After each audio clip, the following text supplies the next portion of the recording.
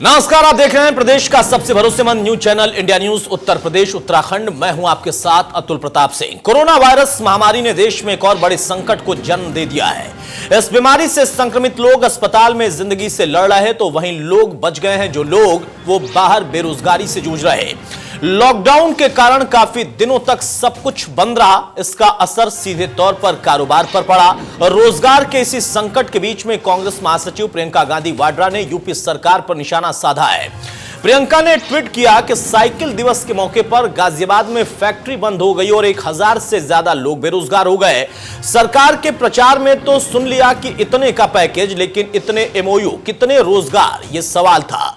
असल में रोजगार खत्म हो गया, फैक्ट्रियां बंद हो रही हैं। समाजवादी पार्टी के राष्ट्रीय अध्यक्ष अखिलेश यादव ने बीजेपी की गलत नीतियों की वजह से बेरोजगारी बढ़ने और रोजगार ठप होने का आरोप लगाया, लेकिन यूपी सरकार का दावा है कि वापस लौटे श्रमिकों को राज्य में ही रोजगार देने के लिए बड़ी योजना पर काम चल रहा। श्रम आयोग का गठन किया गया।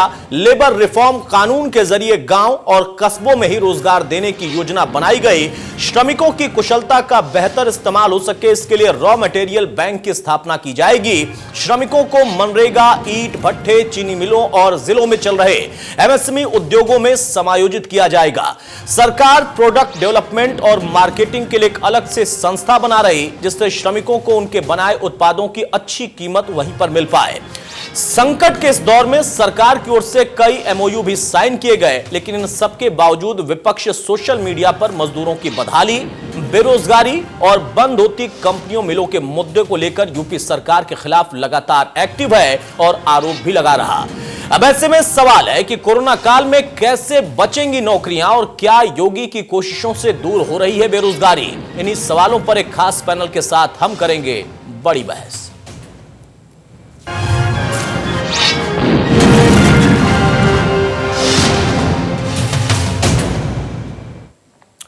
गाजियाबाद में एटलस साइकिल के बंद होने के बाद राजनीति भी बढ़ने लगी। विपक्ष सरकार को चौतरफा घेर रहा। गाजियाबाद के श्रम आयुक्त ने एटलस साइकिल मैनेजमेंट और मजदूरों को वार्ता के लिए बुलाया। इस रिपोर्ट में हम दिखाते हैं कि दरअसल हुआ क्या क्या। इस समय मैं देश की जानी मानी एटलस साइकिल कंपनी के बाहर मौजूद हूं। गाजियाबाद के साहिबाबाद औद्योगिक क्षेत्र में ये फैक्ट्री है। 3 दिन पहले यहां पर एक नोटिस चस्पा किया गया, जिसमें कहा गया कि फैक्ट्री को अनिश्चित काल के लिए बंद किया जा रहा है और यहां पर जो कर्मचारी हैं उन्हें ले ऑफ पर भेजा जा रहा है। ले ऑफ क्या है वो आपको बता देते हैं। फैक्ट्री की तस्वीरें देखिए, फिलहाल बंद है। दशकों पुरानी ये फैक्ट्री, एटलस फैक्ट्री, जिसमें साइकिल बनती थी और साइकिल के जो शौकीन हैं, जिनको साइकिल चलाने का शौक है या फिर साइकिल उनकी रोजी रोटी का एक साधन भी है, वो इस साइकिल को चलाते थे। लेकिन उनके लिए एक तरफ जहां निराशा है, वहीं लॉकडाउन में लॉक हुई इस फैक्ट्री के बाद जो कर्मचारी यहां काम करते हैं उनके लिए सबसे बड़ी संकट की स्थिति है। पेट पालना बहुत मुश्किल होगा। यहां 2 कर्मचारी हमारे साथ मौजूद हैं। रोजाना हाजिरी लगाना जरूरी है, ले ऑफ का ये नियम है, इसलिए वो हाजिरी लगाने के लिए यहां आ रहे हैं। मामला श्रम आयुक्त तक भी पहुंचा है और तब पहुंचा है जब मामले में राजनीति गरमाई है। पूर्व जो मुख्यमंत्री हैं उत्तर प्रदेश की, मायावती, उन्होंने भी इस मामले में ट्वीट किया और कहा कि सरकार इसमें ठोस कदम उठाए। लॉकडाउन में फैक्ट्री लॉक होने के बाद कैसे ये अपनी रोजी रोटी चला पाएंगे। हमारे साथ जो कर्मचारी मौजूद हैं उनमें से एक शख्स ये हैं जिनके 3 बच्चे हैं, 2 बेटियां और 1 बेटा। उनकी पढ़ाई लिखाई का तो एक तरफ इनके सामने सब कुछ है ही, लेकिन उसके साथ साथ घर कैसे चलेगा, ये सवाल भी उनके सामने यहाँ खड़ा हुआ है। इनसे पूछ लेते हैं। क्या नाम है साहब आपका? शिव कुमार पाठक नाम है हमारा। पेंट शॉप में काम करते हैं हम लोग। 20 साल हो गए यहाँ पे काम करते करते जी। और बताइए, ये छोटी सी कंपनी थी, आज वहाँ से वहाँ तक पहुँच गई जी। और आज हम लोगों के लिए क्या है, यहाँ पे लॉकडाउन हुआ, उसके बाद से 2 दिन कंपनी चली है, उसके बाद यहाँ पे ले ऑफ लगा दिया गया है। ले ऑफ का क्या मतलब है? कितना कहा गया आपको? आधी सैलरी मिलेगी सर। आप क्या बता रहे थे? आपके घर में 3 बच्चे हैं? हाँ, 2 बेटी है मेरे, 1 बेटा है जी। कैसे चल पाएगा? कैसे घर का खर्चा चल पाएगा सर? किराए पे हम लोग रहते हैं, बताइए जी। मैं एक बार इनकी आंखों की तरफ दिखाऊं। आप देख सकते हैं कि जो आंखें इनकी कह रही हैं बेहद दुखद है वो, और वो पूछ रहे हैं, आंखों से उनके सब कुछ समझ आ रहा है कि क्या कुछ वो पूछ रहे हैं कि कैसे इस समय घर का गुजारा चल पाएगा। लॉकडाउन में फैक्ट्री लॉक हो जाती है अनिश्चित काल के लिए, कोई जवाब नहीं दिया जाता, मामला राजनीतिक गलियारों में पहुंचता है और फिर श्रम आयुक्त के पास पहुंचा है। श्रम आयुक्त ने क्या कहा है वो मैं आपको बता देता हूं। श्रम आयुक्त ने कहा है कि दोनों पक्षों से वार्ता की जा रही है, मैनेजमेंट और श्रमिकों से। जो फैसला है वो श्रमिकों के हक में लेने की कोशिश की जाएगी, लेकिन क्या वाकई ऐसी कोशिश कामयाब होगी? सवाल बहुत बड़ा है। आपको लगता है साहब कि कोशिश हो और वो कामयाब हो? कोशिश हो सर, कामयाब हो, फैक्ट्री दोबारा से चले, हम लोग काम पे लौटे, हम लोगों का घर परिवार चले, इसी में सब लोगों की भलाई है जी। मालिकों के भी लिए सही है, अपना कंपनी चलती रहेगी, सबकी रोजी रोटी चलती रहेगी। जितने भी मजदूर हैं यहाँ पे। आप किराए पर रहते हैं? किराए पे रहते हैं सर हम लोग। लगभग देखिए, ये पूछना बहुत इंपॉर्टेंट इस समय। 12,000 आपकी सैलरी है, फिलहाल 6,000 मिलेगी। 6,000 में क्या कुछ चल पाएगा और क्या कुछ नहीं चल पाएगा? क्या चल पाएगा सर बताइए। जी। अब स्कूल वाले उधर फीस मांग रहे हैं जी। घर का खर्चा है, बच्चों की पढ़ाई लिखाई का जी। कैसे गुजारा होगा हम लोगों का? कोई बात की मैनेजमेंट ने आपसे? कोई बात नहीं हुई अभी सर। अचानक से ये सब किया अचानक गया? से मीटिंग बुलाई नेताओं के साथ और एक साथ यहाँ ले ऑफ का नोटिस लगा दिया गया। कितने कर्मचारी हैं यहाँ पर साहब? आप भी एक कर्मचारी हैं? 800 से 1000 के लगभग है जी। आपकी क्या सैलरी है? मेरी 14,907 रुपया जी। तो यानी अब 7,000 के आसपास मिलेगी? हाँ जी हाँ जी। कौन कौन है घर में? घर में 2 बेटे हैं, माता पिता हैं। कि चल पाएगा इसमें? बस ये सर बच्चों की पढ़ाई की चिंता है, बाकी तो जैसा करेंगे। हमारी तो गया कट गई, कुछ और 10-12 साल का जीवन ऐसे कट जाएगा। लेकिन मेन चीज़ ये बच्चों की पढ़ाई लिखाई बीच में रुक गई, इस चीज़ का बड़ा बेहद दुख है हमें। ये दर्द जो है, ये मैं शब्दों में बयान नहीं कर सकता। ये दर्द सब कुछ कहता है। ये दर्द उन लोगों को देखना है जिनकी वजह से हुआ है। क्या जिम्मेदारी सरकार की नहीं है? क्या जो फंड की बात कही गई है उससे ऐसी फैक्ट्रियों को सब्सिडाइज किया जा सकता है? क्या ऐसी फैक्ट्रियां मजदूरों के हित को देखते हुए वापस खोली जा सकती हैं? ऐसे तमाम सवाल हैं जो ये आंखें पूछ रही हैं। ये दर्द सामने है आपके, और ऐसे तमाम सवाल हैं जिनका जवाब हर एक वो मजदूर मांग रहा है जिसको अचानक से लॉकडाउन में ये कह दिया गया कि आपकी फैक्ट्री लॉक है, आप घर रहिए, ले ऑफ पर रहिए। लेकिन किसी ने इस सवाल का जवाब नहीं दिया कि घर कैसे चलेगा, कैसे बच्चे पलेंगे, कैसे राशन आदि ये तमाम चीजों का गुजारा हो पाएगा। गाजियाबाद से जतिन गोस्वामी, इंडिया न्यूज। इधर देश की चर्चित साइकिल कंपनी एटलस ने अपनी फैक्ट्री बंद करने का ऐलान कर दिया। उधर कंपनी के इस फैसले के बाद यूपी में सियासत गर्मा गई। अखिलेश यादव ने ट्वीट किया, आर्थिक मंदी की वजह से उत्तर प्रदेश की प्रसिद्ध एटलस साइकिल कंपनी में उत्पादन बंदी की खबर के बाद मैं बेहद चिंता में हूं। यह खबर बेहद चिंताजनक है।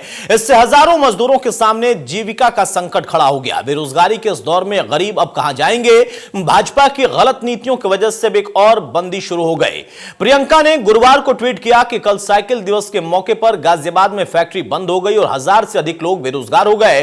कांग्रेस नेता प्रियंका गांधी की ओर से लिखा गया कि कल विश्व साइकिल दिवस के मौके पर साइकिल कंपनी एटलस की गाजियाबाद की फैक्ट्री बंद हुई। 1000 से ज्यादा लोग एक झटके में बेरोजगार हो गए। सरकार के प्रचार में तो सुन लिया कि इतने का पैकेज, उतने एमओयू, लेकिन रोजगार कितने हैं? असल में रोजगार खत्म हो रहा, फैक्ट्रियां बंद हो रही। यानी जहां प्रियंका गांधी हो या फिर अखिलेश हो, दोनों इस कंपनी के बंद होने के बाद अब सरकार पर हमलावर हो चुके हैं और सीधे तौर पर योगी सरकार से, केंद्र सरकार से या फिर उनकी नीतियों से इस वक्त चिंता जाहिर करते हुए कह रहे हैं कि उनकी नीतियों का नतीजा है कि आज इतने लोगों के सामने, इतनी पुरानी कंपनी के सामने ऐसा संकट पैदा हुआ।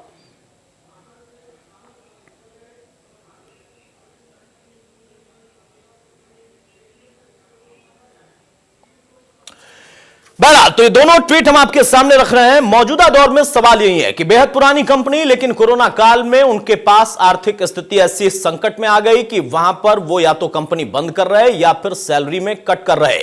आधी सैलरी पर कैसे काम कर पाएंगे ये कामगार जो कि वहां पर काम कर रहे थे, उनसे उनका परिवार पल रहा था। लेकिन उस बीच में राजनीतिक अगर टिप्पणियों की बात करें तो वहां पर हमलावर है इस वक्त विपक्ष की पार्टियां, खासतौर से प्रियंका जो कि उत्तर प्रदेश के लिहाज से बेहद सक्रिय रहती हैं। उन्होंने भी ट्वीट कर दिया पहले ही गुरुवार को ही, और अखिलेश ने भी ट्वीट किया। अखिलेश का कहना है कि यह नीतियों का गलत होना उसका ही नतीजा है। भाजपा की गलत नीतियों की वजह से अब एक और बंदी शुरू हो चुकी है। बड़ा हमारे साथ कुछ खास मेहमान हैं, उनसे मैं आपको तारुफ कराता हूं। चर्चा में आगे बढ़ते हैं। हेमराज वर्मा साहब पूर्व मंत्री समाजवादी पार्टी के हमारे साथ जुड़ चुके हैं, वो स्वागत है वर्मा साहब आपका। और अनुज आत्रे हमारे साथ नेता कांग्रेस के हैं, वो स्वागत है अनुज आपका। शुरुआत अनुज मैं आपसे ही कर रहा हूं। प्रियंका ने पहले ही ट्वीट कर दिया और अब देखिए अखिलेश ने भी साथ दिया है। लेकिन कोरोना काल में जो स्थिति बन रही, क्या वो पूरे प्रदेश की तक है या फिर पूरे देश में यही संकट है? और यहां पर यह फैसला जो कंपनी का है उस पर सरकार की तरफ से कहा गया कि हमारी नजर है, हम हर एक व्यक्ति के हाथ रोजगार देंगे, वो जो पहले वाले थे या जो लौट कर आए हैं, और हम तमाम एमएसएमईज का ख्याल भी रखेंगे। प्रियंका की चिंता वाजिब है, लेकिन वहां पर प्रश्न यह है कि सिर्फ उत्तर प्रदेश के लिए है या फिर पूरे देश के लिए है।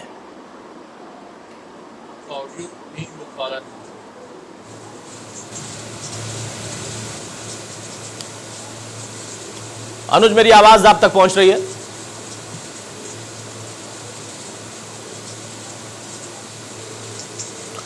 चले, शायद मेरी आवाज उन तक नहीं पहुंच पा रही है। हेमराज वर्मा साहब, आप मुझे सुन पा रहे हैं? जी, सुन रहा हूं। हेमराज जी, क्या कहेंगे इस पर, क्योंकि अखिलेश ने भी कहा है कि एक गलत नीति या भाजपा की गलत नीतियों का नतीजा एक और बंदी, इतनी पुरानी कंपनी, वहां पर या तो सैलरी हाफ कट या फिर कंपनी बंद। देखिए अतुल जी, जब से ये कोरोना का संकट हमारे देश में आया है जी, और तब से लगातार अगर इसकी सबसे बड़ी मार अगर कहीं पर किसी पे पड़ी है तो वो गरीब है, मजदूर है। और उसके साथ साथ इस कोरोना की मार मध्यम वर्गीय पर भी कम नहीं पड़ी है इसकी, क्योंकि मजदूरों ने तो अपने जाने गंवाई है, मजदूरों ने बहुत सारी परेशानियां झेली हैं, अभी भी झेल रहे हैं जी। अपना जो है रोजगार खोया है, अपनी नौकरी खोई है, अपनी मजदूरी खोई है। और दूसरी तरफ मध्यम वर्ग ने भी बहुत कुछ घाटा उठाया है, बहुत कुछ उन्होंने देखा है। अगर देखा जाए तो इस देश में, इस प्रदेश में मध्यम वर्गीय का योगदान देश की आर्थिक व्यवस्था में बहुत आगे होता है। आज मध्यम वर्गीय ही जो सरकार को बिलों का भुगतान में उनको रियायत नहीं मिल पाई जी, बिलों का भुगतान कर रहा है, बच्चों की फीस भी करनी है, सभी लाइसेंस की फीस भी उसको देनी है, दुकान उद्योग पर कर्मचारियों की तनख्वाह भी देनी है, किराया भी देना है, बैंक का ब्याज भी देना है, सरकार को दान भी देना है, जरूरतमंदों की मदद भी करनी है, और उसकी अगर कहीं बचत होती है उस पर ब्याज भी उसको कम मिल पाता है। तो निश्चित तौर पे आज जो सरकार की जो नीति रही है, जिस तरह से कोरोना से लड़ने में सरकार विफल रही। पहले सरकार ने कहा कि कोरोना को हमें हराना है, हम कोरोना को हराएंगे। आज सरकार कह रही है कि हमें कोरोना के साथ जीना है। तो अब जीता कौन, हारा कौन?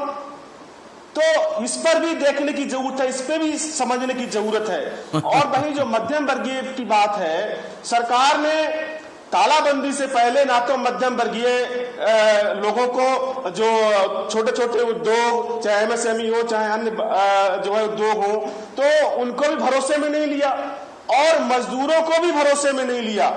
इसी अफरा तफरी के दौर में मजदूर वहां से भागे, अपना काम छोड़ के, कहीं किराया ना दे पानी की वजह चोरी छुपके भागे, कहीं पर जो है और सारी दिक्कतें आई। ऐसी मध्यम वर्गीय जो छोटे मोटे उद्योग या बड़े उद्योग जो लोग काम कर रहे हैं, तो उनको भी कहीं ना कहीं पूरे दिक्कतें आई। तो आज जो बड़ा दुर्भाग्य है हमारे इस प्रदेश का, एटलस जैसी जानी मानी कंपनी ने आज जिस तरह से अपनी फैक्ट्री को बंद किया है और सरकार दावे कर रही है, एमओयू साइन करते जा रहे हैं, लेकिन जमीन पर कुछ उतरता दिखाई नहीं दे रहा है। सरकार, ठीक है हेमराज वर्मा जी, आपकी चिंता बिल्कुल वाजिब है और जमीन पर उतरता कुछ दिखाई नहीं दे रहा है, ये बिल्कुल सही बात है। इतनी जल्दी कुछ दिखाई देता भी नहीं है, 5 साल में आपके भी और इनके भी।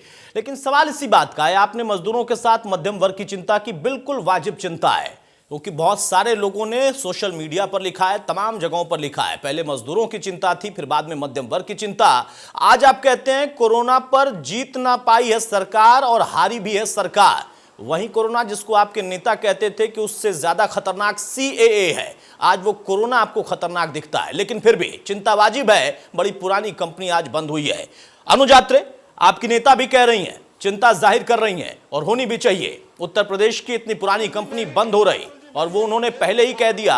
लेकिन सरकार ने कहा है कि हमने रोड मैप तैयार किया है, चुनौतियां बढ़ेंगी, हम निपटेंगे। लेकिन निश्चित तौर पे इनका निपटना की जो भाषा है, जो जिस प्रकार से ये जनता से, देश की जनता से और उत्तर प्रदेश की जनता से निपटते आ रहे हैं, वो बहुत ही दर्दनाक तरीके से निपट रहे हैं। और ये अभी तक तो ये कहीं ना कहीं सांप्रदायिकता के कार्ड खेल करके जो है आपस में निपटाने का काम कर रहे थे, लेकिन अब जो है आर्थिक मोर्चे पर भी लोगों की कमर तोड़ करके जो है पूरी तरह से इनको भुखमरी के कगार पर प्रदेश की जनता को ला करके निपटा रहे हैं। तो ये बहुत ही जो है दुर्भाग्यपूर्ण है। हालात ये है कि अगर हम उत्तर प्रदेश के साथ साथ पूरे देश की भी बात करें, क्योंकि देश का जो हाल है उससे बदतर हाल उत्तर प्रदेश का हाल है। जो NSSO की रिपोर्ट आती है कि जो ये दोनों सरकारें, चाहे उत्तर प्रदेश की सरकार करें या केंद्र की सरकार की बात करें, तो भारतीय जनता पार्टी ने दोनों मोर्चों पर जो है देश की जनता से और यूपी के युवाओं से वायदा किया था कि रोजगार देंगे, और रोजगार ऐसा दिया इन्होंने कि आज 45 साल से सबसे कम बेरोजगारी दर जो है हमारे देश में है। ये कोरोना से पहले की रिपोर्ट है। अभी कोरोना में तो जो बेरोजगार हुए हैं कोई लगभग 14 करोड़ लोगों के आंकड़े आ चुके हैं, तो हम अभी उसकी तो बात कर ही नहीं रहे। हम कोरोना काल से पहले की बात कर रहे हैं कि ये तो मंदी और बेरोजगारी का दौर तो ये बीते 6 वर्षों की केंद्र सरकार की और 3 वर्षों की उत्तर प्रदेश की सरकार की जो नीतियों की बदौलत हमको देखने को मिला है, जो दर्द मिला है, जो ये निपटाने का काम इन्होंने किया है, उसका नतीजा है कि 45 साल में सबसे ज्यादा बेरोजगारी दर। और देखिए कि मार्च 2020 के जो आंकड़े आए थे मैन्युफैक्चरिंग के, प्रोडक्शन के, देश में जो उद्योगों के, उस जो 1994 में हमारे देश में जितना प्रोडक्शन हुआ करती थी, जो मैन्युफैक्चरिंग होती थी, आज मार्च 2020 में जाकर के भी उतनी ही हो रही है। तो कहां हमें ले आकर के इन्होंने पीछे कर दिया है देश को, जो ये आगे बढ़ाने की बजाय हमको 1994 के हालात में इन्होंने कोरोना से पहले ही पहुंचा दिया। हालात ये है कि इन्वेस्टमेंट की बात करते हैं, चाहे माननीय मुख्यमंत्री जी ने उत्तर प्रदेश में जो है इन्वेस्टमेंट के जो है मेले लगाए, रोजगार मेले लगाए और तमाम जो है MOU साइन किए, ना जाने कितने लाख करोड़ के MOU साइन किए, बहुत बड़ा प्रचार किया गया, लेकिन उसके बाद आज तक कोई जिक्र नहीं हुआ कि उनमें से धरातल पर कितने लगे, कितनी उनमें से इंडस्ट्रीज लग गई और कितने उस इंडस्ट्रीज में जो है हमारे यूपी के युवाओं को जो है रोजगार मिला है। कुछ नहीं, प्रचार किया जाता है, वो प्रचार भी जो है जनता की टैक्स की कमाई से इतना बढ़ चढ़ के किया जाता है, करोड़ों रुपए खर्च कर दिए जाते हैं, लेकिन नतीजा के नाम पर जो है जीरो होता है और वाहवाही लूट ली जाती है। सरकारें ऐसी नहीं चलती कि हम जो है अपनी सवाल का मैं जवाब लेता हूं, लेकिन एक चीज बता दूं, मेले तो हमेशा मनोरंजन के लिए होते हैं, इतना तो आप भी जानते हैं। मेलों से रोजगार कहां मिलता है, ना आपके दौर में मिल पाया, ना इनके दौर में मिल पाया। बहरहाल केसर सिंह गंगवार साहब हमारे साथ विधायक हैं बीजेपी के। आत्रे साहब आऊंगा तब बोलिएगा, अपनी बात रखिएगा, ठीक है। अनुजात्रे साहब मैं जब आऊंगा तब अपनी बात रखिएगा। ऑडियो उनका डाउन कर दिया जाए, शायद मेरी आवाज उन तक नहीं जा रही है। केसर सिंह गंगवार साहब विधायक हैं बीजेपी के, हमारे साथ जुड़ चुके हैं। गंगवार साहब आपका भी बहुत स्वागत है। देखिए आत्रे साहब का कहना है, कांग्रेस के प्रवक्ता, कि आपने समस्याओं से निपटने का वादा किया था, आपने तो लोगों को ही निपटा दिया, बेरोजगारों को ही निपटा दिया, रोजगार को ही निपटा दिया, और तो और एटलस जैसी कंपनी को भी निपटा दिया। और हेमराज वर्मा जी ने क्या कहा आपने सुना ही, आपकी नीति ही गलत है, इस वजह से ये परिस्थितियां बनी हैं। कहने को तो बहुत अच्छा सब कुछ है, लेकिन धरातल पर देखें तो कुछ भी नहीं है। देखिए, कहने को तो किसी पे कोई आरोप लगाया जा सकता है, IMU साइन कह रहे हैं कि नहीं हुए। हमारा बराबर प्रयास रहा। हमारे यहाँ पर जो किसानों से संबंधित पिलाई फैक्ट्रियों के जो लाइसेंस जारी किए गए, मैं समझता हूँ कि पिछले 20-25 सालों से लाइसेंस जारी नहीं हुए, और लाइसेंस जो हमारे यहाँ से जारी किए गए हमारी सरकार में, उसका फर्क ये पड़ा कि जो पिलाई जिससे बनती है लकड़ी, जो आपका पॉपुलर और लिप्टिस की जो पेड़ किसान पैदा करता है, वो पॉपुलर का और लिप्टिस का रेट 350, 300, 250 रुपए को फैक्ट्री मालिक खरीदते थे जो फैक्ट्रियाँ चलाते थे। आज वो लकड़ी 700 और 750, 600 रुपए को बिक रही लकड़ी। ये फैक्ट्रियों के लाइसेंस अगर जारी नहीं किए होते तो लकड़ी महंगी नहीं होती।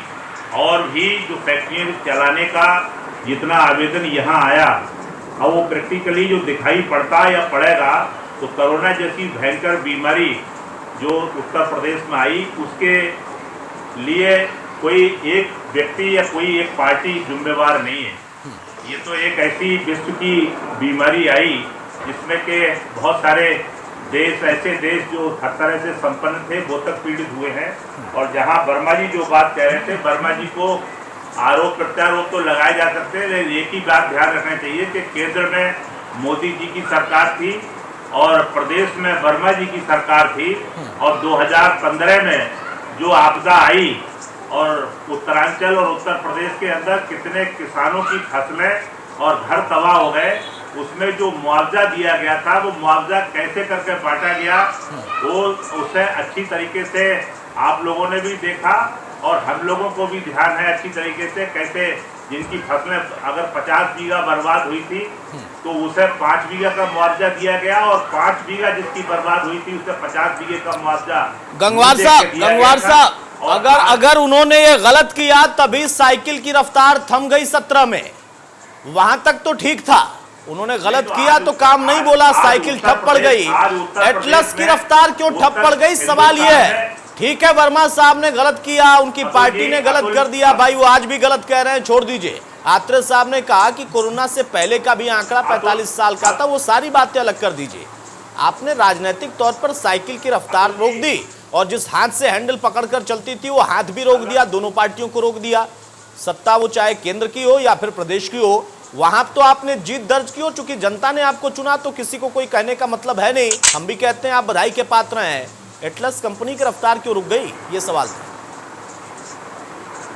अतुल जी, आप ये देख लीजिए कि उत्तर प्रदेश में जिस तरह से मजदूरों के लिए लाने का काम हुआ, छात्रों को लाने का काम हुआ और आज भी लाने के बाद जो रोजगार के बारे में उनकी चिंता की जा रही है, गांव-गांव सर्वे किया जा रहा है कि कौन सा व्यक्ति मजदूर हमारा किस बात में माहिर है, कौन सा काम करता था, उस तरह से उसी को वो रोजगार दिया जाए। इस तरह का सर्वे बराबर चल रहा है। गंगवार साहब, सुनने में अच्छा लगता है और मैं तो बल्कि कहता हूं राजनीतिक पार्टियां अगर विरोध करें तो मैं कहता हूं वक्त मिलना चाहिए आपके पास रोड मैप बनाने का, उनको आपको मौका देने का। मेरा सवाल बहुत सीधा सा है, छोटा सा, उसका जवाब दीजिए। वर्मा साहब और आत्रे साहब के पास जाऊं, जो नए हैं उनके लिए आप रोड मैप बना रहे हैं और नई चुनौतियों के लिए आप तैयारी कर रहे हैं, आपको बिल्कुल मौका मिलना चाहिए। ये तो पहले से चल रही थी, आर्थिक पैकेज की घोषणा भी हुई, फिर कंपनी इस तरीके से, वो भी इतनी पुरानी कंपनी, और मुझे कहने में कोई शक नहीं जरूर आपने भी एटलस की साइकिल चलाई होगी।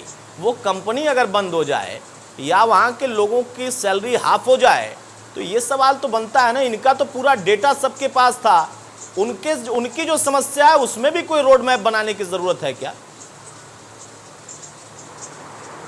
नहीं, रोड मैप बराबर बनाया जा रहा है। उत्तर प्रदेश और हिंदुस्तान कैसे तरक्की के रास्ते पे जाए, इस बराबर चिंता हो रही है और मैं समझता हूँ कि इतनी अच्छी चिंता इससे पहले कभी की भी नहीं गई है और मैं बहुत जल्दी प्रदेश और हिंदुस्तान रास्ते पे लौटेगा, ऐसा मुझे उम्मीद है। चलिए, नहीं, उम्मीद रखनी चाहिए, उम्मीद की किरण हमेशा जगनी चाहिए, लेकिन ज्यादा चिंता नहीं करनी चाहिए। ज्यादा चिंता चिता के समान होती है, ये भी एक कहावत आपको पता ही होगी ना। यहाँ पर चिंता करने के साथ साथ वहां पर उनके लिए काम करना है। गंगवार साहब, बहुत जल्दी से जो बात आप कह रहे थे उसका जवाब मैं हेमराज वर्मा साहब से लेता हूं। हेमराज वर्मा साहब, चिंता जारी है और इसलिए एटलस कंपनी हो या बाकी कोई भी हो, किसी को चिंतित होने की जरूरत नहीं है, ये कहना है गंगवार साहब का। आरोप प्रत्यारोप तो आप लगाएंगे ही। देखिए अतुल जी, मैं पहले भी डिबेट में बैठा था माननीय विधायक जी गंगवार साहब के साथ में, तो पिलाई फैक्ट्री और मुआवजे वाली बात मुझे ये लगा कि वो पहली डिबेट में जो पहले बोल रहे थे वही आज बोल रहे हैं, कोई अंतर तो मुझे दिखाई नहीं दे रहा। इन्हें केवल सर्वे की चिंता, सर्वे हो रहा है, एमओयू साइन हो रहे हैं, ये हो रहा है। लेकिन मैं ये कहना चाहता हूँ, मैं फिर कहना चाहूंगा कि मैं धन्यवाद देना चाहता हूं माननीय अखिलेश यादव जी को कि जब वो इस प्रदेश के मुख्यमंत्री थे तो प्रदेश की विकास दर देश की विकास दर से ज्यादा थी और उन्होंने विकास की स्पीड को बढ़ाने के लिए, जब तक हम स्पीड नहीं बढ़ाएंगे तब तक विकास के रास्ते पर हम आगे नहीं जा सकते, इसीलिए उन्होंने एक्सप्रेसवे बनाया ताकि किनारे पर मंडियां स्थापित हो, इंडस्ट्रियल हब स्थापित हो, तमाम सारे रोजगार के संसाधन स्थापित हो। मैं वही एक छोटा सा उदाहरण अतुल जी देना चाहूंगा। मैं अपने पीलीभीत जिले का उदाहरण देना चाहता हूं कि माननीय अखिलेश यादव जी ने हमारे पीलीभीत जनपद में भरा हुआ पचपेड़ा एक जगह है, उत्तराखंड और यूपी का बिल्कुल बॉर्डर है, वो नेशनल हाईवे और स्टेट हाईवे के बीच में वो जगह है, जिसमें से 1250 एकड़ जमीन जो उसको खाली करा के और यूपी एसआईडीसी को हैंड ओवर कराई उसके साथ साथ पीलीभीत में टाइगर रिजर्व घोषित किया। अगर ये सरकार, माननीय राष्ट्रीय अध्यक्ष जी ने जो काम शुरू किया था अखिलेश यादव जी ने, अगर उसी को आगे बढ़ाती, आज उस इंडस्ट्रियल हब में सैकड़ों फैक्ट्रियां लगाई जाती, लेकिन उस पर एक कदम भी आगे नहीं बढ़ पाए। जो कामों की शुरुआत थी उन सारे कामों को रोक दिया गया। तो ये केवल इन्होंने जो राजनीति की है, आपस में बंटवारे की राजनीति की है, केवल एक धार्मिक उन्माद फैला के उस पर राजनीति की है। काम करना इनको आता नहीं है। काम ये एक भी काम ये दिखा नहीं सकते, सिर्फ नाम बदला है, सिर्फ नाम बदला है इन्होंने। एक भी काम, आज भी स्ट्रक्चर अगर ये इस्तेमाल हो रहा है तो माननीय अखिलेश यादव जी की देन है। चाहे वो एक्सप्रेस वे हो, चाहे 100 डायल हो, चाहे 108, 102, चाहे अन्य सारे संसाधन हो, ये अभी तक कुछ कर नहीं पाए, कुछ ये दिखा नहीं पाए। और ये मुआवजे की बात करते हैं किसानों की, ये बताएं गेहूं की फसल कट चुकी है, गेहूं की फसल लुट चुकी है, किसानों को गेहूं में हुए नुकसान का मुआवजा अभी तक नहीं मिला। और इस कोरोना काल में जहां किसान सबसे ज्यादा प्रभावित है, किसान को भीख नहीं चाहिए, किसान को आप कर्ज ना दो कोई बात नहीं, लेकिन किसान का 20,000 करोड़ रुपए इस कोरोना के संकट में भी ये दावे बैठे हैं। ये कहां का न्याय है? ये किसान बिल्कुल सही बात कहा, ये कहां का न्याय है? आपके समय भी ऐसे ही हजारों करोड़ दबे हुए थे, इनके समय में भी हजारों करोड़ दबे हैं। मेरा तो सवाल यह है कि आप अखिलेश को कहेंगे शुक्रिया क्योंकि उन्होंने प्रदेश को बदल दिया, एक्सप्रेसवे दे दिया, तो क्या ये तोड़ दें? अरे आपने बनाया है तो बनेगा ही ना, वो चलता ही रहेगा। आप भी कह रहे थे कि हम सत्ता में आएंगे तो मायावती ने ये जो पार्क बनाया हम तोड़ देंगे, आने के बाद तोड़ नहीं पाए, तो ना आपका एक्सप्रेसवे टूटेगा ना कुछ और टूटेगा। जो आपने बना दिया वो रहेगा और जो ये बनाएंगे वो भी रहेगा। आप आएंगे तो उस पर आगे काम करेंगे नहीं करेंगे, ये सवाल है। मैं धन्यवाद ये देना चाहता हूं वर्मा साहब, आप अखिलेश यादव को शुक्रिया कह रहे हैं, मैं ब्रह्मा जी को शुक्रिया कहूंगा, उन्होंने सृष्टि की रचना की। उसके बाद मैं भारत देश के लिए कांग्रेस को शुक्रिया कहूंगा कि उन्होंने बंटवारा करा के भारत देश स्थापित कर दिया। उसके बाद कांग्रेस के बाद आपको भी शुक्रिया कहूंगा और अब बीजेपी है तो उनको भी शुक्रिया कहूंगा क्योंकि वो भारत को आगे बढ़ा रहे हैं। मैं तीनों को शुक्रिया कहूंगा। एटलस कंपनी क्यों बंद गई इसका जवाब मुझे चाहिए। बहरहाल आत्रे साहब बहुत जल्दी से, प्रियंका ने बहुत बेबाकी से टिप्पणी कर दी और ट्वीट भी कर दिया, सारी चिंता उनकी है और होनी भी चाहिए। बहुत सारे राज्यों में कुछ ऐसी कंपनियां कटौती कर रही हैं और बंदी हो रही है, उस पर खामोशी क्या कहती है वो छोड़ ही दीजिए। लेकिन यहां पर जो गंगवार साहब ने तर्क दिया है, उस तर्क का मतलब क्या है? समझ से परे है कि नई चुनौतियों से तो ये रोड मैप बनाकर निपटेंगे, बहुत अच्छा तर्क है, लेकिन जो पुरानी कंपनियां बंद हो रही उसके लिए कौन सा रोड मैप बनाने की जरूरत है? आर्थिक पैकेज दिया गया उद्योगों के लिए, छोटे से छोटे सबसे ज्यादा पैकेज में राहत की बात की गई, फिर भी कंपनियां बंद कर रही हैं। मनमानी है क्या कंपनियों की या मजबूरी है? देखिए अतुल जी, पहले मैं गंगवार साहब की बात का जवाब बाद में दूंगा, लेकिन आपने अभी एक टिप्पणी करी कि धन्यवाद देना चाहूंगा कांग्रेस का कि जिन्होंने इस देश का बंटवारा किया, और धन्यवाद देना चाहूंगा भारतीय जनता पार्टी का जो देश को आगे लेकर गया। देखिए मैं कहना चाहूंगा, मेरा तो दावा है और कुछ तथ्यों पर बात है, छोड़िए ना वो। मेरा सवाल सिर्फ इतना है कि एटलस की चिंता हो रही है, कई और फैक्ट्रियां राजस्थान और महाराष्ट्र में बंद हो चुकी हैं, बंद हो रही हैं, उस पर भी ट्वीट आना चाहिए। छोड़िए, खैर आइए वापस एटलस कंपनी पर, गंगवार साहब के तर्क पर।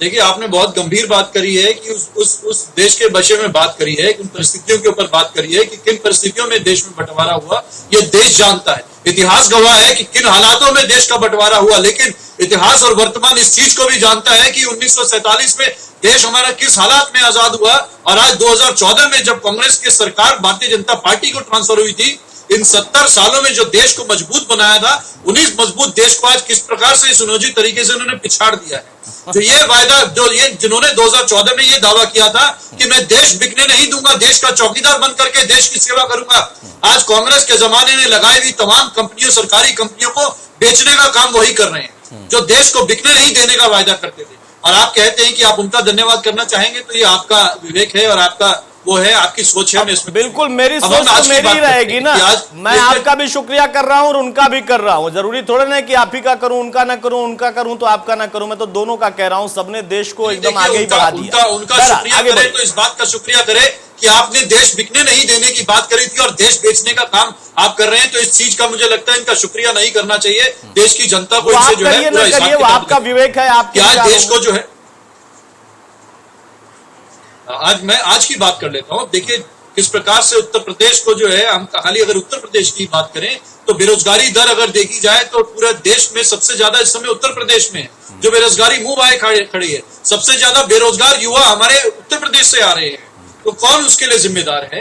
ये 2017 से पहले इतना बेरोजगारी उत्तर प्रदेश में नहीं थी जितनी अब बढ़ गई है। अगर ये आंकड़े उठा करके देखे सरकार, अगर जो ईमानदारी से आंकड़े लेकर के आए, लेकिन ये सरकार आंकड़े छुपाने में लगी हुई है, आंकड़े लेकर के नहीं आ रही है। बताएं कि इन 3 सालों में जो है हमारे जो है यूपी के युवाओं को, उत्तर प्रदेश के खासतौर से युवाओं को कितनी केंद्र सरकार ने और उत्तर प्रदेश की सरकार ने नौकरियां दी हैं, कितना रोजगार दिया है? नहीं मिला। प्रधानमंत्री जी की जो रोजगार योजना लेकर के आए थे उसमें भी 45,000 रुपए एवरेज एक युवा के पास आई थी, जिसको इन्होंने बाद में बोला था कि पकौड़े की ढेरी लगाइए, पकौड़ा योजना देकर के आए। आज हालात ये है कि हमारी जो अर्थव्यवस्था जो है बेपटरी हुई पड़ी। अर्थव्यवस्था के साथ साथ किसानों की हालात ये है कि किसानों के साथ कितना बड़ा इन्होंने वायदा किया था।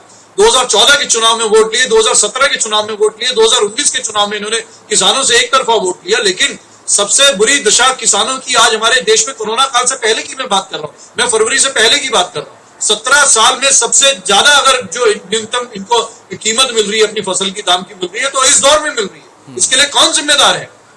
जो 17 साल पहले इनको पैसा दाम मिला करता था, आज उतना भी दाम नहीं मिलता। ये तो 1.5 गुना फसल का दाम बढ़ाने के लिए आए थे। आज हमसे किस किस चीज का हिसाब मांगे? मुझे लगता है कि अगर हम इनसे हिसाब लेने बैठ जाए तो आपका पूरा प्रोग्राम छोटा पड़ जाएगा। आज मेरे पास जितना समय है उसी में मैं कंक्लूड कर लूंगा। वैसे आपने बड़े हिसाब मांगे हैं, 14 में भी मांगा, 17 में भी मांगा, 19 में भी मांगा, लेकिन हिसाब तो मिल नहीं पा रहा है ना। अब उसके पीछे जो वजह होगी आप गिनाएंगे, वो आपका विषय और उनका विषय, उसका जवाब वो देंगे। गंगवार साहब, मेरा सवाल सिर्फ इतना है, हिसाब किताब तो बहुत चलता रहेगा, लेकिन यहां पर एक प्रश्न है। वो किसान की बात करेंगे अत्रे साहब, लेकिन स्वामीनाथन पर नहीं बोलेंगे। आप कहेंगे कि हाँ वो कैसे बोलेंगे, हम बोलेंगे। आपने भी जो बोला है उससे कुछ खास नहीं निकला है, उस पर पूछूंगा तो कहेंगे वो छोड़िए, हम भी ज्यादा नहीं बोलेंगे। अरे एटलस कंपनी पर तो बोल दीजिए, कितने वहां पर लोग थे, ऐसा क्या हो गया? कम से कम ये तो आपके लिए, या ऐसी कोई, मैं एक कंपनी की बात नहीं कर रहा, मैं सुनियोजित उस ढांचे की बात कर रहा हूं, जो मध्यम लघु उद्योग, छोटे बड़े उद्योग, सबके लिए आपने एक पैकेज का ऐलान किया, लाखों करोड़ में है वो पैकेज। और उत्तर प्रदेश में तो बड़ी सक्रियता की बात हो रही थी, योगी सरकार के स्तर पर पहले से, केंद्र के पैकेज के पहले से तैयारी की बात हो रही थी। फिर वहां पर एक कंपनी का ऐसे बंद होना, खुलकर ये पीड़ा अपनी बाहर आने देना, तो फिर तो राजनीति भी होगी, आरोप भी लगेंगे, और सवाल पूछना उन लोगों का अधिकार है। आप रोड मैप ही बनाते रह जाएंगे। उत्तर प्रदेश में जो आपने अभी बात दोहराई थी कि आज मजदूरों का इतना बाहर जाना, महाराष्ट्र में या पंजाब में, उत्तर प्रदेश का ही आदमी इतना बाहर गया है। और अभी हमारे कांग्रेस के भाई साहब जो बोल रहे थे, मैं उनसे पूछना चाहता हूं कि आखिर कारण क्या है? क्या उत्तर प्रदेश का ही आदमी जो उत्तर प्रदेश में उसे रोजगार नहीं मिल रहा है? इंडस्ट्रीज इतनी बड़ी, उत्तर प्रदेश हिंदुस्तान का सबसे बड़ा सूबा और इंडस्ट्री से बिल्कुल नग्न दिखाई पड़ रहा है। और उसके बाद में भी आज भी आरोप प्रत्यारोप हो रहे हैं। अपनी कमियों को कहीं एहसास करने की आवश्यकता नहीं है। ऐसे ही वर्मा जी भी, उन्हें कोई काम बिजली के बारे में, 34 सालों से कांग्रेस की सरकार नहीं है उत्तर प्रदेश में। गंगवार साहब, आपको जानकारी होगी, आप तो विधायक भी हैं, कि बीते 34 वर्षों से कांग्रेस की सरकार नहीं है और अधिकतम समय आपकी सरकार रही है उत्तर प्रदेश में। तो इसके लिए कौन जिम्मेदार है? जो सरकार में रहेगी उनकी जिम्मेदारी बनती है रोजगार देना, या जो विपक्ष की जिम्मेदारी है? रही तो आपने कितना काम किया है वो तो उत्तर प्रदेश बोल रहा है। जब आपने जब रही है सरकार तब कितना किया है उसका ही तो जवाब मिल रहा है आपको, है? और दूसरे अभी हमारे वर्मा जी कह रहे थे, देखिए हमारे को क्या जवाब मिल रहा है? जवाब तो, हिसाब तो आपको देना पड़ेगा। सरकारें तो अधिकतम समय आपकी रही है। तो ये 6 साल छठा साल चल रहा है सरकार का, और 3 साल उत्तर प्रदेश की सरकार को चल रहे हैं। आप तो एक लंबे समय तक रहे हैं। यह वर्मा जी हमारे कह रहे थे, वर्मा जी से मैं पूछना चाहता हूं कि यहाँ उत्तर प्रदेश में जब आपकी सरकार थी, माननीय अखिलेश जी के बारे में आप जो कह रहे थे, तो कुछ जिलों को बिजली मिला करती थी और बाकी जिलों में किस तरह से, मंडल का जिला है, बरेली मंडल का जिला है, आपका पीलीभीत वहां मंत्री थे, कितनी बिजली मिलती थी? और रामपुर में, रामपुर को कितनी मिलती थी? मैनपुरी इटावा को कितनी मिलती थी? और बरेली का क्या हाल था, मंडल का जिला था। और आज अगर बिजली मिल रही है तो ऐसा नहीं है किसी एक जिले को मिल रही है बिजली, आज मिल रही है बिजली तो सारे आपको जो है आप जो कह रहे नहीं कर पाए, आप एक बिजली का कारखाना लगा नहीं पाए, आपने रेट बढ़ाए हैं, बिजली की दर बढ़ाई है आपने बिजली की दर बढ़ाई, आप एक कारखाना नहीं लगा पाए बिजली का। अगर अखिलेश यादव जी बिजली का स्ट्रक्चर ना बनाते तो आज आप वो भी नहीं दे पाते हैं। अच्छा अब जरा शांत हो जाइए। बड़ा हास्यास्पद लगता है, बहुत हास्यास्पद लगता है। गंगवार साहब और वर्मा साहब जरा दोनों शांत हो जाइए। बड़ा हास्यास्पद लगता है। मैंने कई बार सुना है अपने चैनल के मंच के कार्यक्रम में, अपने इस डिबेट में कई लोग तर्क, आ रहा हूं वर्मा साहब, आ रहा हूं आपके पास ही आ रहा हूं। कई लोगों ने ये तर्क दिया कि हमने बिजली पैदा करके रखी थी, उन्होंने बिजली दी है। अरे भाई, बिजली पैदा करके कोई स्टोर नहीं कर पाता है, इतना तो आज बच्चा भी जानता है। अब तो थोड़ा राजनीति का पैटर्न बदलिए, वापस लौट कर आइए बेरोजगारी पर, एटलस कंपनी पर। खंबे किसने लगाए, बिजली किसने लगा पहुंचाई, बिजली कितनी दी जाती थी और अब कितनी आ रही है, वो जब चुनाव में जाइएगा फिर से बताइएगा भाई, जनता बताएगी। अभी मेरा वो विषय नहीं है। बहुत जल्दी से गंगवार साहब आपसे एक बार फिर से मैं कोशिश कर रहा हूं ये जानने की, आत्रे साहब या वर्मा साहब विपक्ष के हैं, इस वजह से ही वो सवाल ना पूछे ऐसा नहीं है ना, उनका भी अधिकार है। कोई 34 साल से नहीं है इसलिए भला नहीं कर पाए। इतना दर्द आप देख रहे हैं आत्रे साहब के दिल में। आप लेकिन 3 साल से और 6 साल से केंद्र में है, उत्तर प्रदेश तो आपकी प्राथमिकता है। एटलस जैसी कंपनी और कोरोना काल में बंद हो जाए, जब आपने पैकेज की घोषणा कर रखी है, तो सवाल किससे हम पूछें, आत्रे साहब से, वर्मा साहब से, या मंगल ग्रह के किसी प्राणी से? आप ही से पूछेंगे ना भाई। अतुल जी, बहुत सारी फैक्ट्रियां बंद हुई हैं और चालू होंगी, उसमें मुझे ज्यादा जानकारी नहीं है। अच्छा, आपको जानकारी ही नहीं है, फिर तो कोई बात नहीं। जब जानकारी ही नहीं है तब तो कोई बात ही नहीं है। चलिए, जानकारी में आ गई तो अब ये आश्वासन दे पाएंगे आप, अब ये आश्वासन आप दे पाएंगे गंगवार साहब कि हाँ कम से कम एटलस बंद नहीं होगी और जो पैसा कटा है वो पैसा वापस होगा उनका, उसी पैसे पर जिसको 10,000 मिलता था, 11 मिलता था, 12 मिलता था, उनको मिलता रहेगा। इसकी व्यवस्था सरकार कराएगी अपनी तरफ से सहयोग करके। इतना अगर आप आश्वासन दे दे मैं उसको भी मान लूंगा। आत्रे साहब अगर फिर कुछ टोकेंगे तो मैं उनको टोकूंगा, याद दिलाऊंगा। आपसे इतना आश्वासन चाहिए। अगर आप ये कह रहे हैं कि हाँ बहुत सारी बंद हुई और स्वाभाविक है बंद होंगी कोरोना काल में, उनको भी आप खड़ा करेंगे और इस इतनी पुरानी पहचानी हुई कंपनी को, ऐसी तमाम कंपनियों को, मैं कंपनी के पक्ष के यहां पर बात नहीं कर रहा भाई, स्पष्ट कर दूं अपने चैनल की तरफ से, मैं सिर्फ उन कामगारों के लिए बात कर रहा हूं। क्योंकि एटलस कंपनी या ऐसी कंपनियां जिसकी साइकिलें हमने भी चलाई, भाई मैंने तो चलाई है इसलिए मैं बोलूंगा कि हाँ ये तो हमारी एक तरीके से पहचान थी, वो अगर बंद हो रही है तो उसके लिए एक आश्वासन। अतुल जी, इस बारे में मैं जानकारी करूंगा, फिर आपको बताऊंगा। और हमारी उत्तर प्रदेश सरकार या केंद्र सरकार कोई भी फैक्ट्री बंद करने के पक्ष में नहीं है, हमेशा चालू करवाने के लिए हम लोग बने हैं और फैक्ट्रियां चालू करवाई हैं। हम ऐसा कोई काम नहीं करते कि जिससे फैक्ट्रियां बंद हो। ठीक है वर्मा साहब, आप जवाब देंगे कम से कम। देखिए, ईमानदारी से गंगवार साहब ने कहा कि इसके बारे में जानकारी नहीं है। आपके नेता चूंकि ज्यादा ट्वीट पर रहते हैं ना, तो उन्होंने ट्वीट कर दिया। गंगवार साहब नहीं रहते हैं उतना, लेकिन अब उन्होंने कहा है कि वो जानकारी भी लेंगे और उसके बाद उस पर आगे अपनी तरफ से प्रयास भी करेंगे। आपकी चिंता वाजिब थी, लेकिन इतने आरोप आपने लगा दिए। कुछ तो बेहतर कर रही होगी सरकार, जैसा आपने भी बेहतर किया था, आपका काम बोलता था।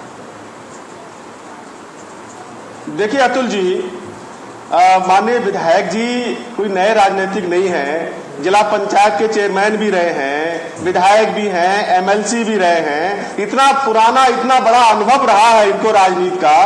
तो ये बात कह देना कि जो है मुझे जानकारी नहीं है, आप सरकार के प्रतिनिधि हैं। लेकिन मैं माननीय विधायक जी से 2-3 चीजों पे जवाब जानना चाहता हूँ। ठीक है। पहली बात तो ये है कि जो आज जो एटलस से साइकिल की फैक्ट्री बंद हुई है, ये कोई छोटी बात नहीं है, ये कोई छोटा मोटा संकेत नहीं है। आज एटलस जैसी हजारों फैक्ट्रियां बंदी की कगार पे हैं बिल्कुल। और ऐसी स्थिति में मैं माननीय विधायक जी से यह जानना चाहता हूं कि 20 लाख करोड़ का जो पैकेज आपने ऐलान किया है, क्या उनसे एटलस जैसी तमाम फैक्ट्रियां जो आज बंद हो गई हैं या बंदी की कगार पर हैं, क्या उनकी मदद करेंगे? तो दूसरा सवाल, क्या उस आर्थिक पैकेज से जो कंज्यूमर है, जो आम आदमी है, उसकी क्रय क्षमता बढ़ाने के लिए वो साइकिल खरीदे, अन्य उत्पाद खरीदे, क्या उसके लिए उसकी क्रय क्षमता बढ़ाने के लिए कुछ आर्थिक मदद उसकी करेंगे क्या? तीसरा सवाल, आज के दौर में किसान सबसे बड़ा कंज्यूमर भी है और उत्पादक भी है, तो ऐसे दौर में जहां डीजल पेट्रोल के रेट पूरी दुनिया में सस्ते हुए हो, आज भी महंगा डीजल खरीद रहा है, आज भी उसका गन्ने का मूल्य बकाया है सरकार पर, तो ऐसे संकट के दौर में क्या उस आर्थिक पैकेज में से किसानों के गन्ने का भुगतान कराएंगे क्या? तो यदि उस आर्थिक पैकेज की जो आपने घोषणा की है, अगर उसको वास्तव में वो आर्थिक पैकेज है, तो क्या उस आर्थिक पैकेज को इस देश की अर्थव्यवस्था को, इस प्रदेश की अर्थव्यवस्था को आगे बढ़ाने के लिए, ताकि गरीब आदमी भी मजबूत हो और ये फैक्ट्रियां ये अपना काम भी शुरू करें, रोजी रोटी भी लोगों की ना जाए, और ये ताकि मजबूती से, क्योंकि कोरोना के साथ जीना है, ये सरकार कह चुकी है। तो ठीक है हेमराज जी इसका समय थोड़ा कम है, इसका जवाब ले लेता हूं, उसका जवाब लेता हूं गंगवार साहब से। लेकिन उसके पहले एक सवाल मैं आपसे पूछना चाह रहा हूं हेमराज जी, वो जो आपने एक्सप्रेसवे बनवाया था, वो यहीं इसी धरती के लोगों के लिए बनवाया था ना? जी मैं अतुल जी, मैं जवाब दे दूं, आपने जवाब चाहा है, मैं जवाब दे दूं छोटा सा। देखिए, माननीय अखिलेश यादव जी की सोच रही है कि हमें इस प्रदेश को कैसे आगे बढ़ाना है। जब तक स्पीड नहीं बढ़ेगी तब तक हम प्रदेश बस मैं इतना ही जानना चाह रहा था। अरे वर्मा साहब, मैं इतना ही जानना चाह रहा था, बहुत लंबा नहीं। देखिए, मैं इतना ही जानना चाह रहा था कि इस प्रदेश की स्पीड कैसे बढ़े और इस देश की स्पीड कैसे बढ़े, इसलिए आपने एक्सप्रेस वे बनवाया था। मैं इतना ही जानना चाह रहा था, और मैंने सवाल इसलिए पूछा था ना वर्मा साहब, आपने कहा वो 20 लाख करोड़ का ये कहां पर प्रयोग करेंगे, तो वो भी यहीं करेंगे भाई। जैसे आपकी सड़क का प्रयोग इसी धरती के लोग करेंगे, एलियंस नहीं करेंगे, वैसे भी यहीं लोग करेंगे गंगवार साहब। लेकिन जवाब गंगवार साहब आप जल्दी से दीजिए। एटलस की मदद, किसानों की मदद, जो लोग साइकिल से चलने वाले हैं उनकी मदद तो उस पैकेज से हो सकती है ना? ये 3 बिंदु उठाए थे वर्मा साहब ने, इसका छोटा सा जवाब दीजिए, यही उनके मूल प्रश्न है। अतुल जी, आपके माध्यम से वर्मा जी को मैं बताना चाहता हूं कि ये 20 लाख करोड़ का जो पैकेज अगर दिया गया है, तो पैकेज के पीछे रीजन तो यही है कि इस कोरोना जैसी भयंकर बीमारी में जो लोग भी पीड़ित हुए हैं, चाहे वो इंडस्ट्रीज वाले हों या किसान हो या अन्य कोई ऐसे व्यक्ति जो के पीड़ित हुए हैं और वहां लाभ दिया जा सकता है, तो इसीलिए पैकेज को घोषणा की गई है। दूसरे, उन्होंने किसानों के बारे में भुगतान के गन्ना भुगतान की बात की। परिवार में इतने दुखद 5 लोगों ने आत्महत्या की, पूरे परिवार ने आत्महत्या की। वर्मा जी जरा सुन लो, मैंने जैसे लोग परेशान है, मैंने जैसे आपको सुना, आप सुनो तो कम से कम। अरे आप सुनिए तो, अपने चिल्लाने से थोड़ी काम चलेगा। सैकड़ों लोग मर गए हैं, चिल्ला लो। आज आम आदमी परेशान हो रहा है, मध्यम वर्गीय आदमी परेशान हो रहा है, बच्चों की फीस नहीं दे पा रहे हैं, अरे चिल्ला, बिल नहीं दे पा रहे हैं, किराया नहीं दे पा रहे हैं, बैंक को किस्त नहीं दे पा रहे हैं। आज गलत नीतियों की वजह से आज पूरा ये जो बातें आप कह रहे हैं, इसमें सब घोषणा की हुई है, सब रिपोर्ट की हुई है, सब घोषणा की हुई है, मर जा रहे हैं। अरे आप जो कह रहे हैं, अब आप जो कह रहे हैं, ये सारी बातें इन पे विचार करके घोषणा की हुई है। जो किराए पे लोग रह रहे हैं उनसे किराया ना लिया जाए, जो बच्चों की फीस की बात है उसके स्कूलों से कहा गया है, इसमें सब पे निर्णय लिए गए हैं।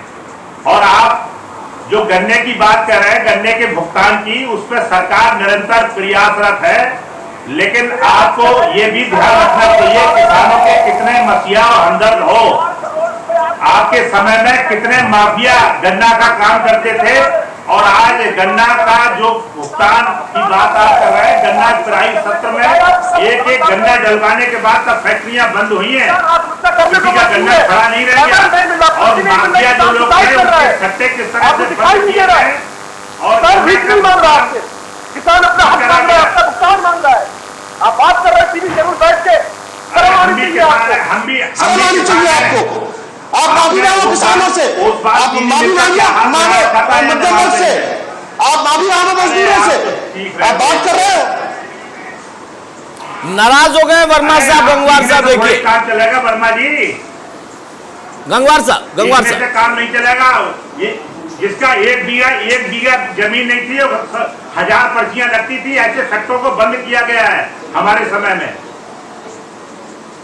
ठीक है, अरे भुगतान दे दो, बातें मत करो, आप किसानों का भुगतान दे दो।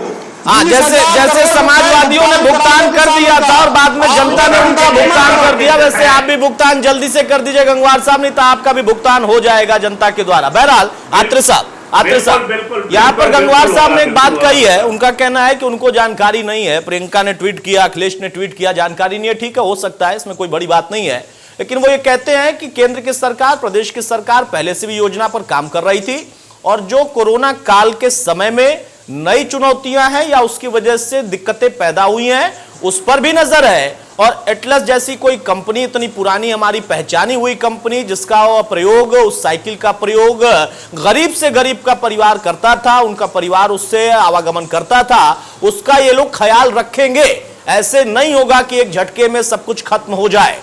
चिंता वो भी जाहिर कर रहे हैं उतनी ही जितनी आपने की, आपके नेता ने की है। तो थोड़ा समय दे सकते हैं या ये बातें ही हैं, बातों का क्या? मैं आपके माध्यम से आत्रे साहब आऊंगा, गंगवार साहब आऊंगा, आत्रे साहब। समय तो मुझे लगता है इनके पास आधा इनका कार्यकाल पूरा हो गया है और आधे कार्यकाल में इनको अभी तक नहीं महसूस हुआ, इनको नहीं समझ में आया कि जो इन्होंने कहा था कि हम उद्योगों का जाल फैला देंगे पूरे उत्तर प्रदेश में, वन डिस्ट्रिक्ट और वन प्रोडक्ट वाली एक स्कीम लेकर के आए थे कि हर जिले में हम स्पेशलाइज प्रोडक्ट वाली जो है उद्योग लगाएंगे। लेकिन जो एटलस साइकिल कंपनी हमारी न केवल उत्तर प्रदेश बल्कि देश की एक शान हुआ करती थी, एटलस की साइकिल पूरे देश में जो है गरीब आदमी साइकिल एटलस की प्रयोग करता था, आज उसको बदहाली का आलम ये हो गया है कि साइकिल कंपनी, इतनी बड़ी कंपनी बंद हो गई और हमारे प्रदेश के जो सत्ताधारी दल के विधायक हैं, वो विधायक साहब कहते हैं उनको मालूम नहीं है, न जाने इसका मतलब इनकी सरकार को भी जानकारी नहीं है। नहीं तो अगर सरकार को जानकारी होगी और अगर सरकार जिम्मेदार होगी तो इतनी बड़ी कंपनी तालाबंदी नहीं होने दिया जाता। जबकि प्रधानमंत्री जी, देखिए आप सुन लीजिए, बोलिए आते साहब बोलिए। देखिए, जबकि ये हालात तब हुए, बंदी तब हुई जब प्रधानमंत्री और देश की वित्त मंत्री ने अपने 5 दिन का जो धारावाहिक चलाया, जो 20 लाख करोड़ का जो पैकेज 5 दिन के सीरियल चला करके इन्होंने पेश किया, उसमें ये कहा था कि हम उद्योगों को, एमएसएमई के साथ साथ जो है बड़े उद्योगों को उनके लिए राहत पैकेज देंगे। आत्मनिर्भर बनाने की बात रोज कर रहे हैं उस दिन से लेकर के कि देश की जनता को आत्मनिर्भर बनाया जाएगा और कर्जदार वाली योजना लेकर के आए थे। कोई बात नहीं, अगर हम आप कहते हैं आप कर्जदार को आप आत्मनिर्भर बनाते हैं तो कम से कम ये कंपनी को कर्जा दे करके या किसी प्रकार से करना चाहिए। हालात ये है कि जाने क्यों बंद हो रही है, क्या सरकार की ऐसी नीतियां हैं कि जिस वजह से जो नए उद्योग आ नहीं रहे हैं, पुराने उद्योग बंद होते जा रहे हैं, तो कहां जाएगा हमारा प्रदेश? ये कहीं ना कहीं अतुल जी, ये उन्हीं नीतियों का ये नतीजा है जो अभी इन्हीं कोरोना काल में अगर हम बात करें, जो ये प्रदेश की सरकार ने 2 ऐसे कानून बनाए थे जिसकी वजह से बड़े दूरगामी नतीजे होंगे। एक इन्होंने कानून ये बनाया था कि जो लेबर के जो मजदूरों के जो हितों का जो रक्षा करने वाला कानून था उसको खत्म कर दिया।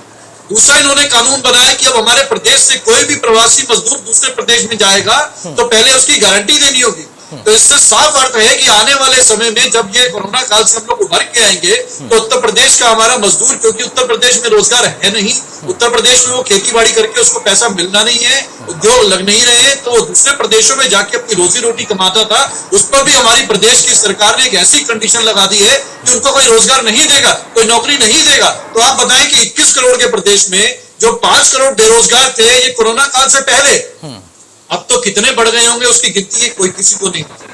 5 करोड़। बिल्कुल बिल्कुल सही कहा आत्रे साहब आपने। आपने बिल्कुल सही कहा कि गिनती उनकी बिल्कुल नहीं होगी। आपको याद दिला दूं कि जनता दल की सरकार के समय कानून बना और उसकी गिनती करने के लिए ही कानून बना कि कम से कम आंकड़े तो रहे। वो कानून शिथिल होता चला गया, फिर से उसमें बदलाव आया है। आप कहते हैं कि तुगलकशाही है, ये कंपनीशाही है। वैसे आपने एक बात का और जिक्र किया, आपने कहा कि इनकी नीतियों के वजह से ये हालात हो गए और ये इस तरीके से कंपनी बर्बाद हो गई या फिर लोग गरीब होते चले गए।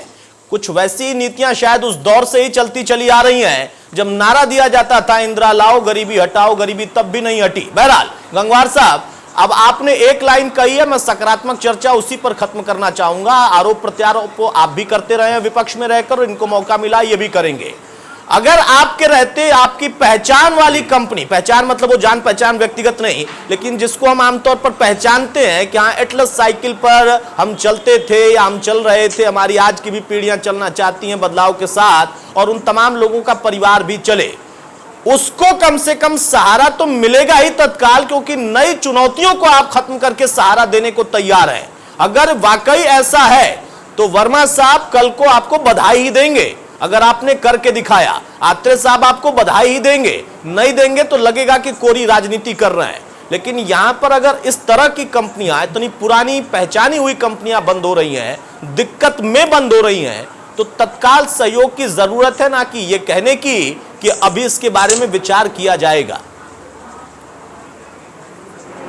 अतुल जी, ये फैक्ट्री पुरानी हो या नई हो, हमारी सरकार इन्हें बंद करने के लिए नहीं, चालू करवाने के लिए पैकेज की भी घोषणा की है और बराबर प्रयासरत है।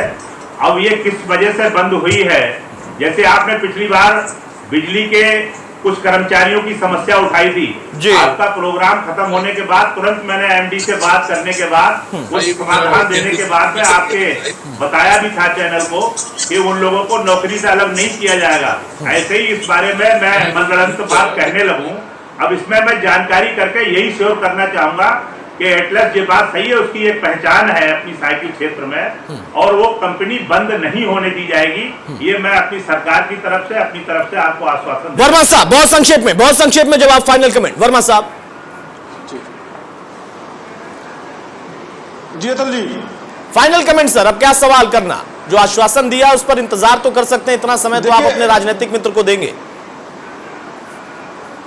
देखिए अतुल जी, निश्चित तौर पे आज पूरा प्रदेश और देश संकट के दौर से गुजर रहा है। कोरोना का संकट, आर्थिक संकट, आर्थिक मंदी का संकट और आज फैक्ट्रियां जो बंद हो रही है, सारे संकट। तो निश्चित तौर पे सरकार को इस पे मैं तो यही कहना चाहूंगा कि बातें कब करें, गंभीरता से इस पर काम करें और सुझाव विपक्ष के भी लें, अपने विधायकों की, अपने नेताओं की भी सुने। स्पेशल सत्र बुला ले, सबके सुझाव आ जाएंगे, प्रदेश के हालातों पे चर्चा हो जाएगी और उस पर सरकार अमल करे, उस पर आगे बढ़े।